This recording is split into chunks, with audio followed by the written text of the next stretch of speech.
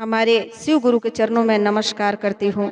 माँ भवानी के चरणों में नमस्कार करती हूँ। हमारे जितने गुरु बहना गुरु भाई है उन सब लोगों को हाथ जोड़ के नमस्कार करती हूँ। एक पत्नी को कितना भरोसा है शिव गुरु पर, तो वो क्या कह रही है अपने पति से, जरूर सुनिए।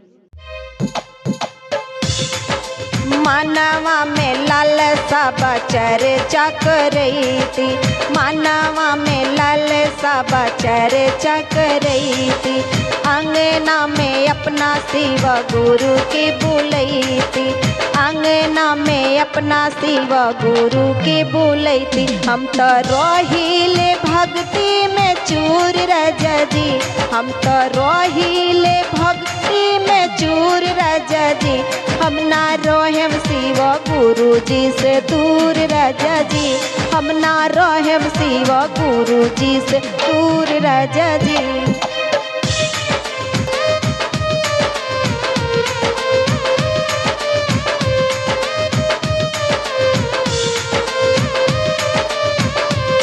मानवा में लालसा चर्चा करई थी, मानवा में लालसा चर्चा करई थी, अंगना में अपना शिव गुरु की बुलई थी। हम तो रोहिले भक्ति में चूर राजा जी, हम तो रोहिले भक्ति में चूर राजा जी, हम ना रोहेम शिव गुरु जी से दूर राजा जी, हम ना रोहेम शिव गुरु जी से दूर राजा जी।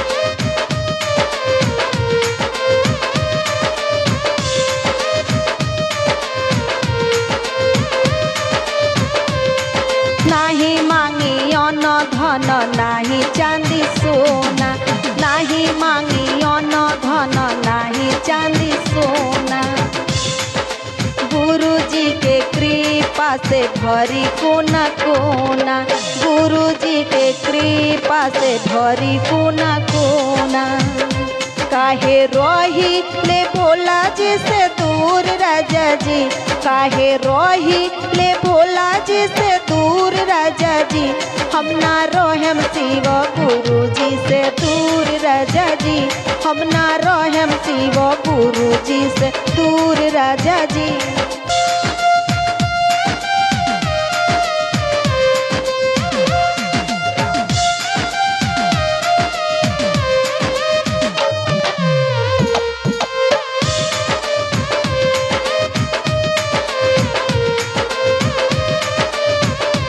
भोला जी के भक्ति में भइल बानी पागल, उनके चरनिया में मानवा बलागल, भोला जी के भक्ति में भइल बानी पागल, उनके चरनिया में मानवा बलागल।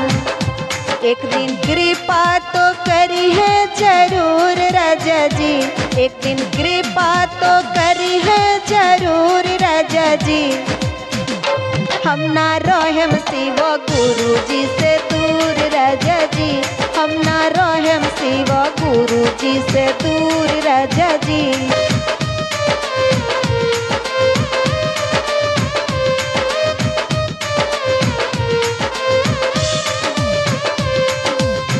मानवा में सारे धाबा चर्चा करई थी, अंगना में अपना शिव गुरु की बुलई थी। हम तो भक्ति में रोहिले चूर राजा जी, हम तो भक्ति में रोहिले चूर राजा